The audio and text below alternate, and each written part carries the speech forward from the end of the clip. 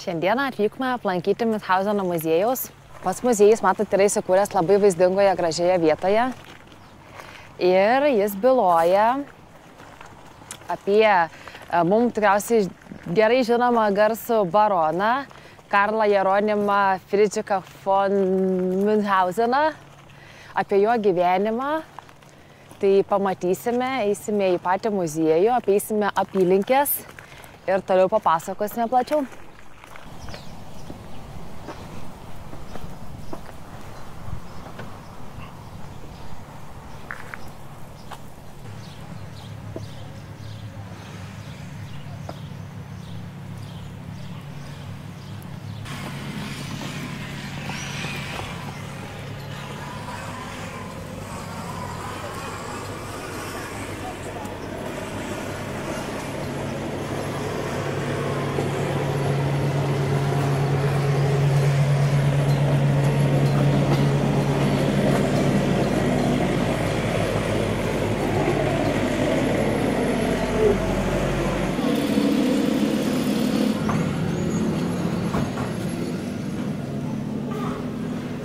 Dabar eisime pasižvalgyti po patį muziejų.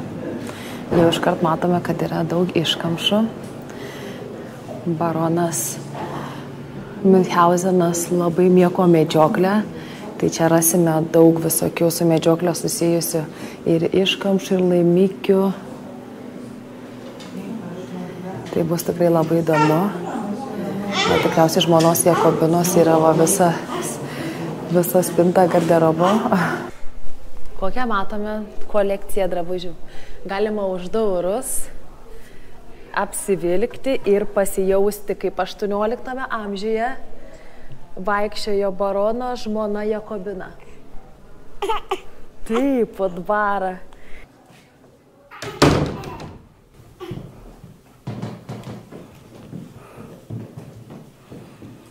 Va, kokius laimikius pagaudavo žmonai savo. Ne taip, kaip dabar, kad papuošalus perkame. Ir per šį langelį pastebėdavo, kai baronas šaudo antis.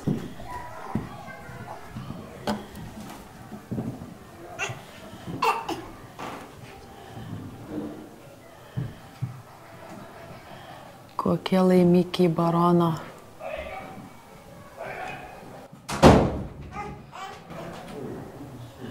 Visa ekspozicija čia jo yra. Ir va, kaip jis atrodo, gali pamatyti tarp šernų kailių. Ir va, visa virtinė ančių sumedžiota.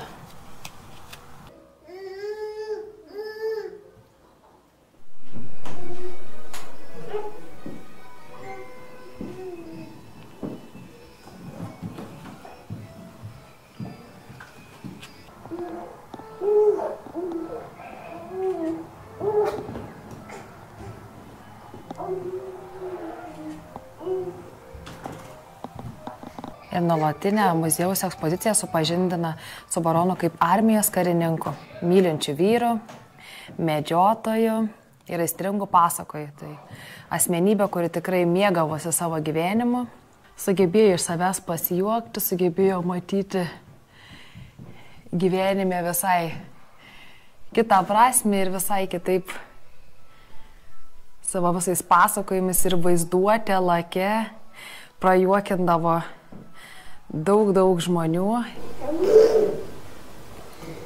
Turiu ką papasakoti tam baronui.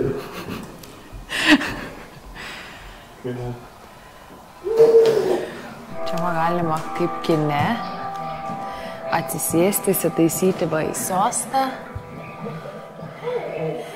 ir pasižiūrėti filmukų pasakojimų mitų apie Münchauzeno gyvenimą. Galime prisėsti ir įsijausti. O dabar lipsime į antrą aukštą, į kitą muziejaus dalį. Pamatyti daug žymių Latvijos ir kitų žmonių vaškinių figūrų, kur galima kartu atsistoti ir nusifotografuoti su jais.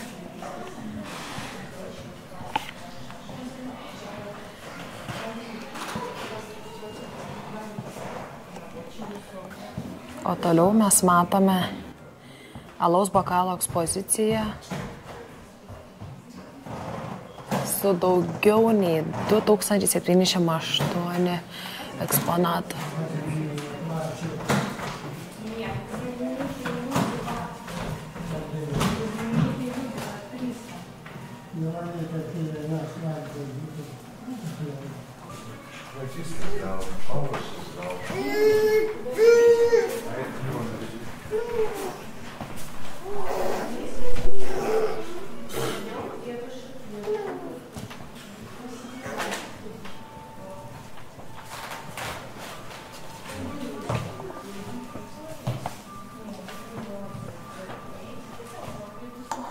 Čia matome daug knygų apie jį, apie jo gyvenimą.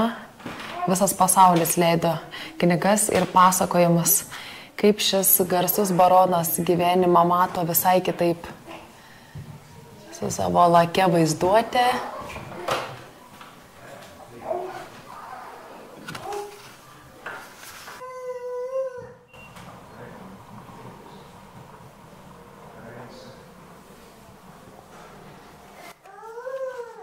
Gerai, paliekame šį kambarį. Įdomi asmenybė iš tikrųjų buvo Münchhausenas. Muziejų mes jau aplankėme, viską pamatėme ir dabar eisime susipažinti su pažintiniu taku. Muziejų siūlo 2 pažintinius takus. Tai vienas va iš jų yra Münchhauseno alaus bokalo takas. Ir šio tako pagrindinis tikslas yra pamatyti patį didžiausią alaus bokalą Baltijos šalyse. Na ką, ir mūsų pažintinis takas prasideda. Jo ilgis yra 1 kilometras, pareiti truks dar 1 kilometrą.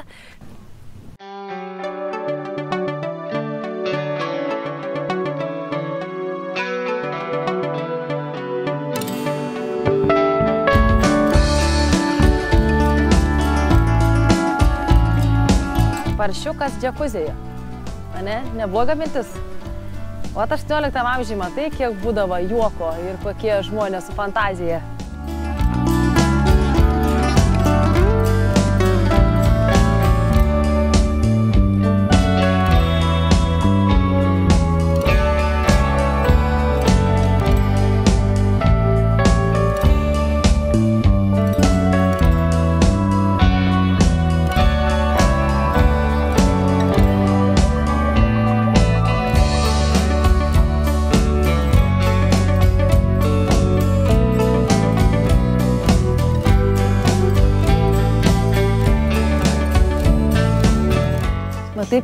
Taip keliaujame su vaiku, va. Jeigu nėra kelio, va, tai va, reikia biškį jėgos. Svarbiausia, kad mūsų mergaitė miega.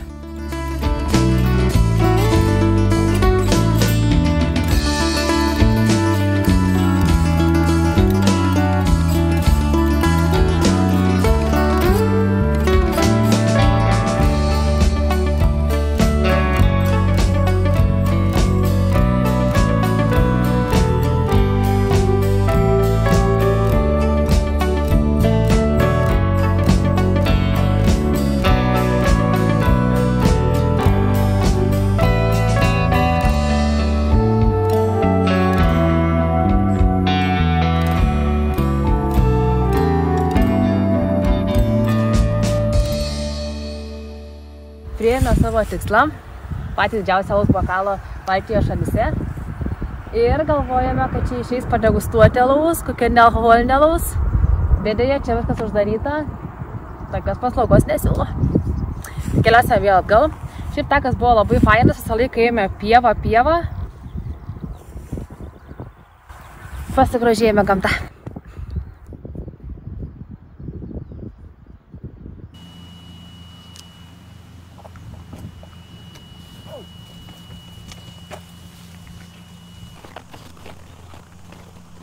Münchhauseno muziejus turi pramogų laivą vaikams. Mes dar truputį mažyčiai, tai praleidžiame šią pramogą, eisime toliau į kitą pažintinį taką.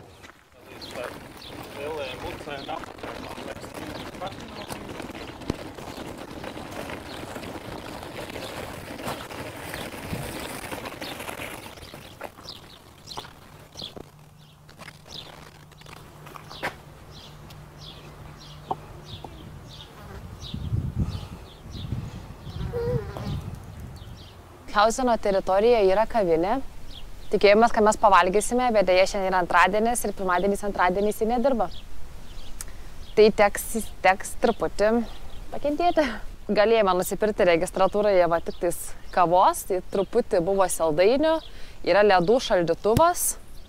Nu tai va tiek, užkasti truputį. Tai jeigu jau ką, reikia įsidėti keliaujančią pirmąjį antradienį.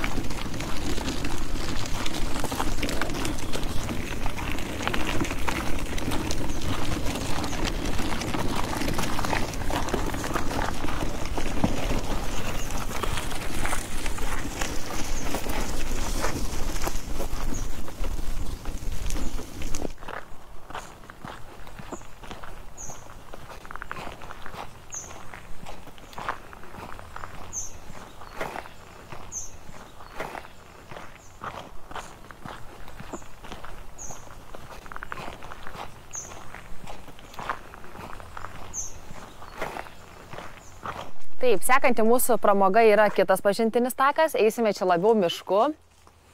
Čia va mūsų yra bilietas, mes pirkome bendrą bilietą, sumokėjom 12 eurų. Jeigu atskirai pirktumėte, tai kainuotų šis 5 eurus, muziejus kainuotų 5 eurus ir 3 eurus kainuotų pažintinis takas iki alaus bokalo. Tai jeigu perkant viską vienu metu, tai mes 1 eurą sutaupėme. Tai va, dabar bandysime keliauti, žiūrėsime, kaip čia mums seksis.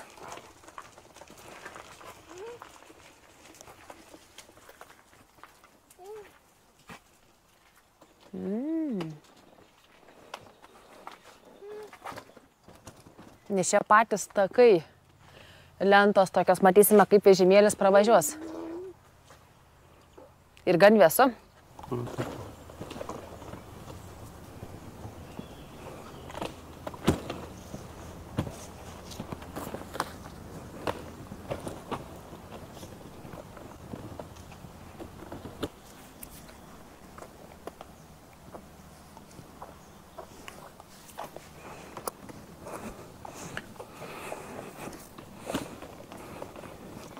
Pažintinio tako yra 3 skirtingi ilgiai, yra apie 1 kilometrą, yra 3 kilometrai arba netoli 5 kilometrų.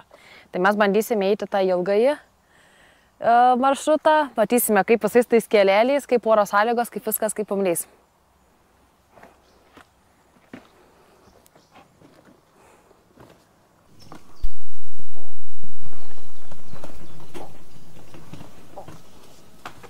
Va, koks Jakobinos daržas. Jakobinogi buvo barono žmona, tai va miške įsikūręs daržas. 18 amžiuje kokie daržai buvo. Čia yra irgi ant juoko. Tikriausiai, kad ant juoko.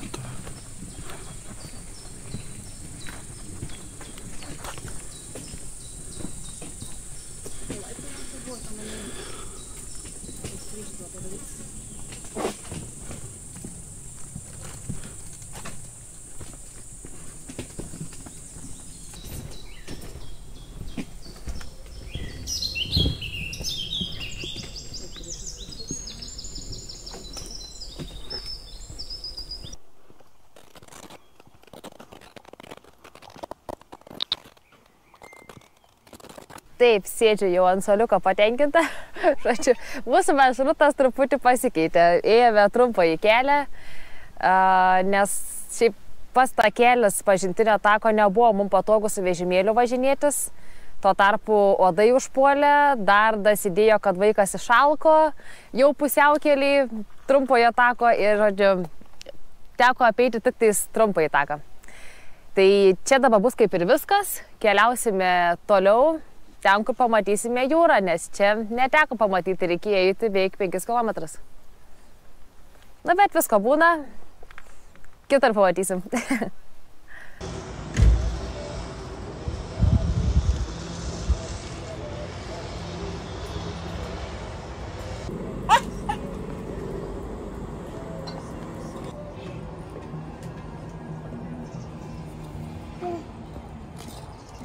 Kadangi pietų negavome Münchhauseno muziejuje, tai pakeliui važiavome į kitą vietą, sustojame restorane. Čia gerai rekomenduotame. Tai jau labai viskas skaniai atrodo. Ragausime. Greit sulaukėme, daug žmonių nebuvo. Vieta labai gera, labai graži.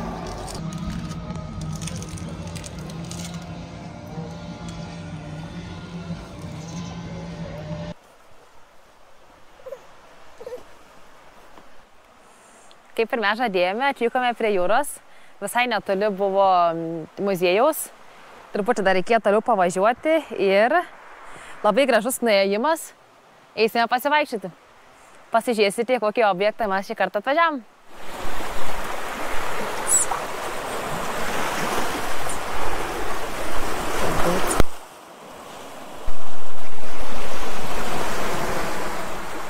Atvykome pamatyti įspūdingųjų Vidzemių uolų. Bangos čia suformavo net 6 metrų stačią pakrantę. Tai atvyksta žmonės pasižvalgyti, pasižiūrėti, kaip čia viskas atrodo.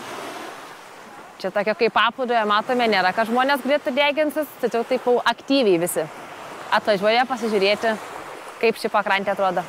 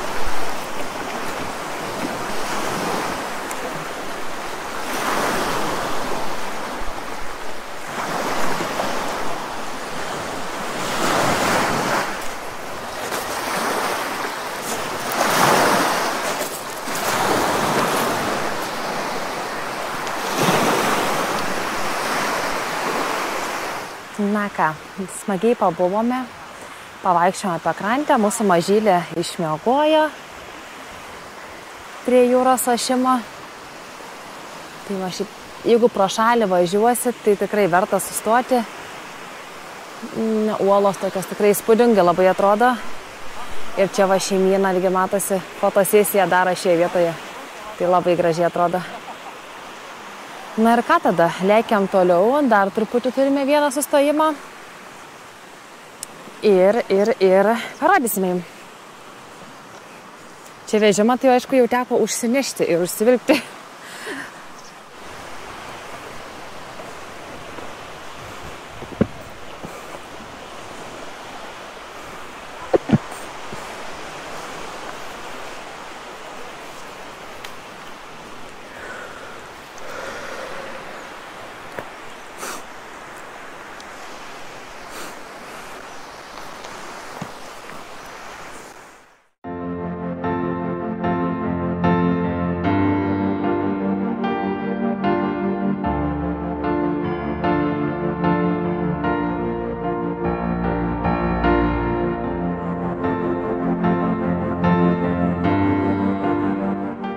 atvykome jums parodyti labai gražios vietos, kaip į Vitrupės upė įteka į jūrą.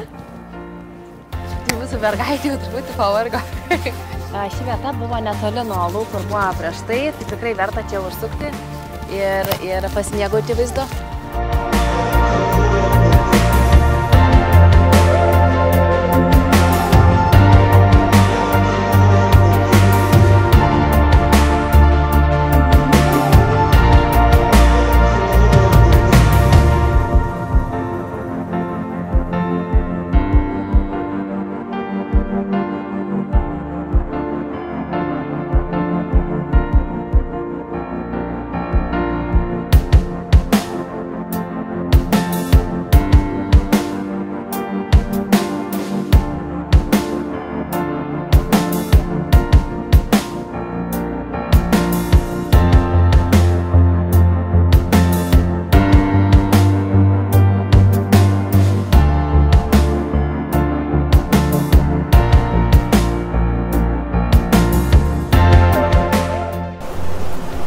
Pamoga su vaiku prie jūros.